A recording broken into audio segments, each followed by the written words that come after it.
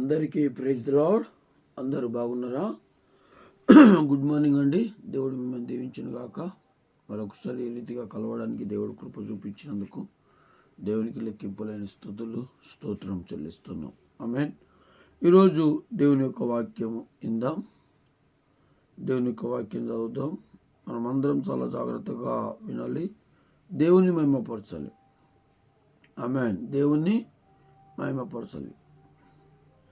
యెషయా గ్రంథము 49:15 యెషయా గ్రంథము 49 అధ్యాయము 15 స్త్రీ తన గర్భమున పుట్టిన బిడ్డను కరుణింపకుండా తన చంటి పిల్లలను మరచునా?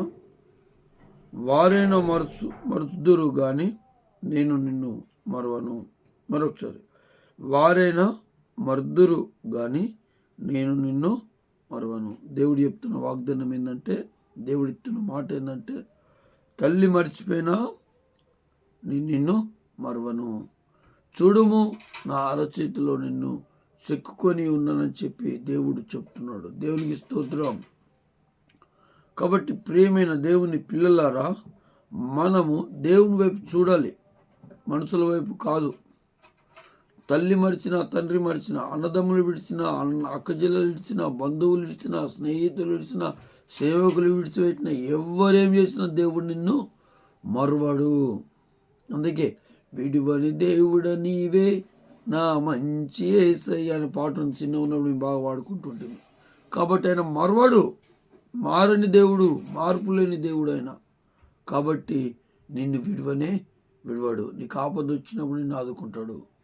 కన్న తల్లి నిద్రపోయినప్పుడు తండ్రి బిడ్డని మర్చిపోతుంది, కానీ దేవుడు నిన్ను మరవడు. తల్లి మరిచినా, తండ్రి విడిచినా దేవుడు నిన్ను విడవడు, నన్ను కూడా విడవడు. దేవునికి మహిమ కలుగును గాక. ఆమేన్. ప్రార్థన చేసుకుందాం. ప్రార్థనలో ఏకీభవించండి. తండ్రి, నీకు వందనాలు ప్రభువా. యేసయ్యా నీకు స్తోత్రం. విన్న ఈ వాక్యమును ప్రతి హృదయంలో నెరవేర్చండి. మా యూట్యూబ్ ఛానల్ చూస్తూ సబ్స్క్రైబ్ చేస్తూ షేర్ చేసిన ప్రతి కుటుంబాన్ని మీరు దర్శించమని, నేను వారికున్న ఇబ్బందులు, వారికున్న రోగాలన్నిటిని తొలగించండి.